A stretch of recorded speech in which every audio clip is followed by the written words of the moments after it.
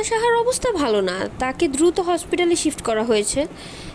Social মিডিয়ায় তার এরকম একটা ভিডিও দেখা যাচ্ছে যে অক্সিজেন মাস্ক পরে সুস্মিতা বেডে পড়ে আছে আর তার পাশে তার বাবা মা।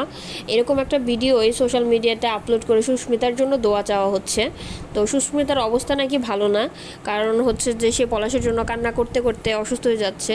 তাকে পলাশকে নাকি একটাবারের জন্য শেষবারের জন্য পলাশের মুখটি তাকে দেখতে দেওয়া হয় নাই, এই আক্ষেপে সে আরও অনেক তার অবস্থা খারাপ হয়ে যাচ্ছে। সে অনেক কান্নাকাটি করছে। তার বাবা ভরত সাহা জানিয়েছে যে সে নাকি প্রায় পাগল অবস্থা, সে নাকি পলাশ সাহাকে ফোন করে, তো সে ভাবে যে পলাশ সাহা ফোনটি তুলবে, তার সাথে হয়তো কথা বলবে।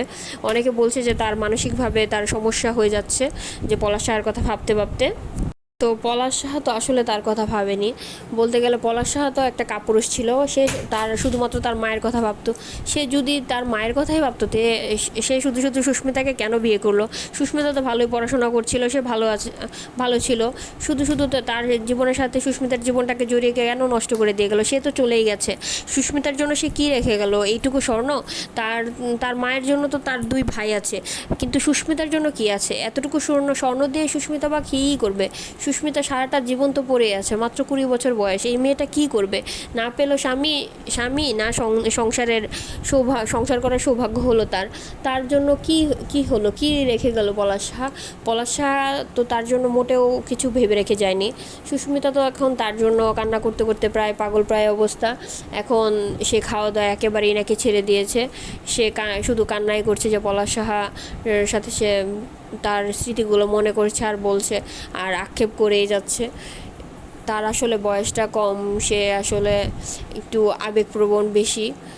তো তার তার স্বামীর জন্য তার আবেগটা কোনোভাবেই কমছে না, তার কান্নাকাটি থামছেই না।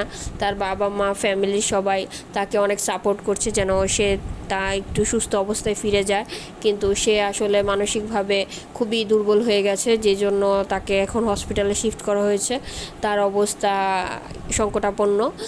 তো আমরা সবাই আসলে সুস্মিতার জন্য পে করব যাতে সুস্মিতা আস্তে আস্তে ভালো হয়ে ওঠে।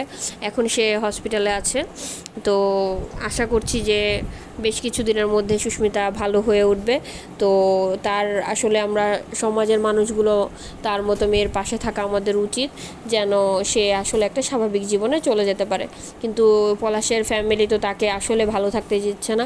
পলাশের মৃত্যুর জন্য তাকে দায়ী করেই যাচ্ছে। ইভেন পলাশের মৃত্যুর পরে পলাশের মুখটাও তাকে দেখতে দেয়নি। এটা কি আসলে ঠিক হলো যে একটা ওয়াইফ তার স্বামী মারা যাওয়ার পরেও তার মুখটা দেখতে দেওয়া হলো না? তার কি এতটুকু অধিকার ছিল না? এতটুকু অধিকার থেকেও তার পলাশের ফ্যামিলি তাকে বঞ্চিত করলো। এটা কি তারা ঠিক করেছে?